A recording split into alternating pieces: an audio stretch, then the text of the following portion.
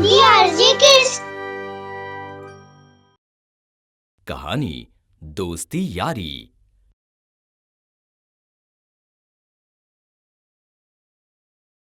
दूर एक गांव में एक नवविवाहित जोड़ा रहता था।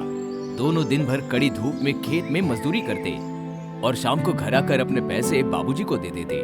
थोड़े पैसे निकालकर बाबूजी बाकी सारा गुल्लक में डाल देते। कुछ दिनों बाद गुल्लक भरने लगा तो बाबूजी ने अपने बेटे से कहा, बेटा तुम अब जिम्मेदार बन गए हो। ये पैसों से अपने लिए एक बीघा जमीन और एक घर पास ही के गांव में ले लो और नई जिंदगी शुरू करो। आदर्श बेटे ने अपने पिता की बात मानकर अपने लिए एक जमीन और एक छोटा सा घर पास ही के गांव में ले लिया।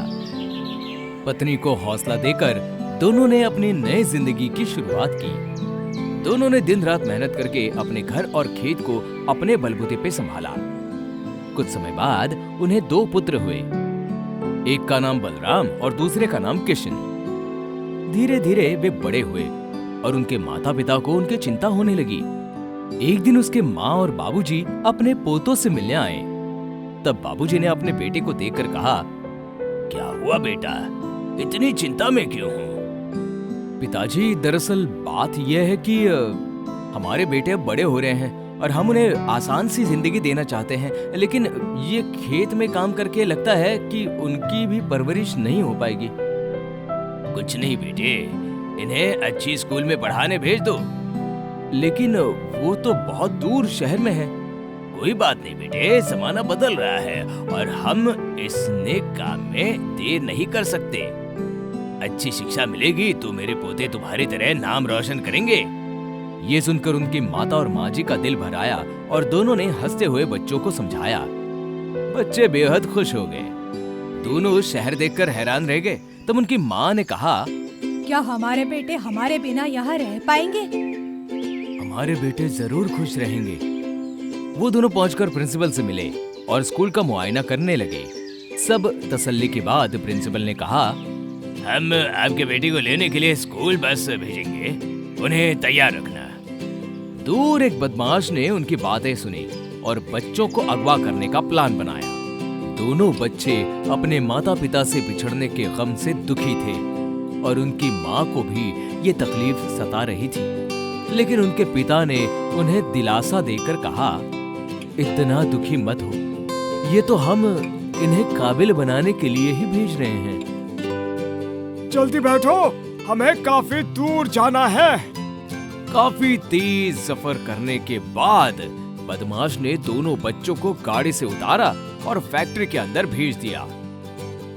जैसे ही बच्चे अंदर गए तो वो देखकर हैरान हो गए। इस स्कूल में बच्चों से खिलौने, जूते और बेल्ट बनाते देख उन्हें कुछ ठीक नहीं लगा। उन्होंने एक से पूछा, इस स्कूल में हमें काम भी करवाएंगे? अमर ने उन्हें अपनी बोली में हंसकर बताया, पागल हो गया क्या रे? यहाँ पे अपन सबको किडनैप करके लाया। ये स्कूल नहीं है, चल तुझे काम सिखाता हूँ। बलराम को कुछ ठीक नहीं लगा और उसने किशन को बाहर भागने का इशारा किया। दोनों ध्यान से देखकर दरवाजे से भाग निकले, लेकिन तभी बदमाश बीच में आके बलराम को दबोच लिया। बलराम ने चिल्लाकर कहा, भाग किशन भाग, मम्मी पापा को लेकर आ। किशन वहां से तेजी से निकल गया, लेकिन बदमाश ने बलराम को पकड़कर कहा,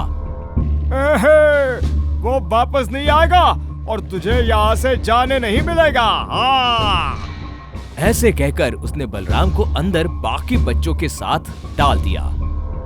किशन दूर भागकर एक ऋषि मुनि के आश्रम में आ गया और वो वहां एक साधु से मिला।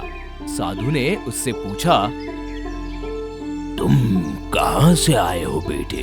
किशन काफी घबराया हुआ था और उसने कहा, मेरे भैया को उन्होंने पकड़ लिया है। ये सुनकर साधु हैरान हुए और पूछा, तुम्हारा घर कहां पर है? काफी छोटे होने के कारण वो जगह का नाम ठीक से बता नहीं पा रहा था, लेकिन उसकी चिंता देख साधु ने उसे दिलासा दिया, बेटे तुम अपनी सारी चिंता भूल जाओ और यहाँ हमारे साथ रहो। कुछ दिन बीत गए। किशन उनके साथ सब सीखने लगा और बातों ही बातों में उसने अपने घर का होलिया बताया, जिससे ऋषियों ने पुलिस को खबर कर दी। इंस्पेक्टर साहब, ये बच्चा हमारे आश्रम में आया और इसकी बातों से लग रहा है ये पास के गांव में ही रहता है।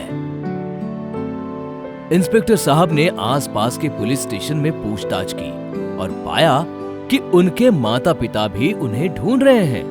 इंस्पेक्टर साहब ने तुरंत उन्हें बताया और बच्चे से पूछा, बेटे तुम्हारा भाई भी था ना साथ में?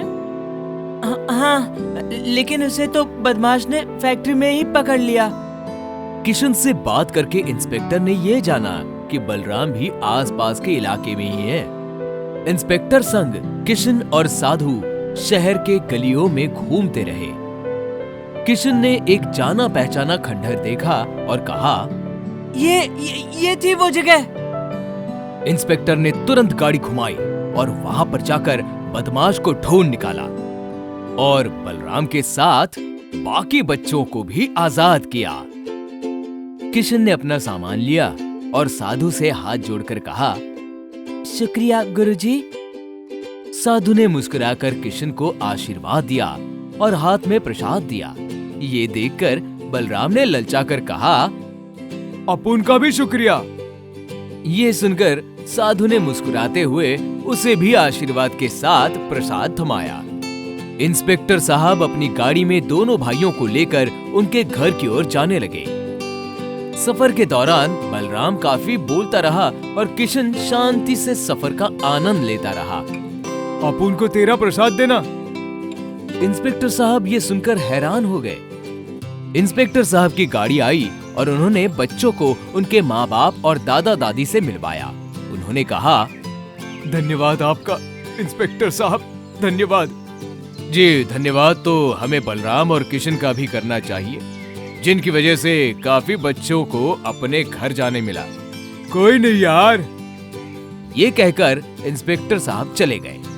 बच्चे अपने घर पर वापस आ गए, लेकिन बलराम की बोली सुनकर माँ काफी चिंतित हुई और पिता को गुस्सा आने लगा। वहीं दूसरी ओर किशन का शांत स्वभाव देखकर उन्हें काफी अचंभा हुआ। तभी बलराम ने कहा, ए माँ, क्या बना रही है तू? बहुत भूख लग रही है जोर से। ये सुनकर पापा को काफी चिढ़ आई और कहा, चुप कर बेशर्म, ये कैसी भाषा बोल रहा है तू? बाबूजी ने ये देखकर उन्हें चुप करवाया और कहा, गुस्सा मत होना बेटे, ये बलराम काफी बदमाश लोगों के बीच में रहा है, इसीलिए इसकी बोली ऐसी हो गई है। और किशन संत साधुओं के बीच रहकर शांत स्वभाव का हो गया है। कुछ दिनों में बलराम वापस पहले जैसा हो जाएगा। बलराम ने ये बात सुनकर सुधरने का वादा किया और बाबूजी से सीख ली कि आगे जाकर अच्छी संगत में ही रहेगा। अच्छे लोग आपको अच्छी बात सिखाएंगे और बुरे लोग आपको बुरा बनाएंगे।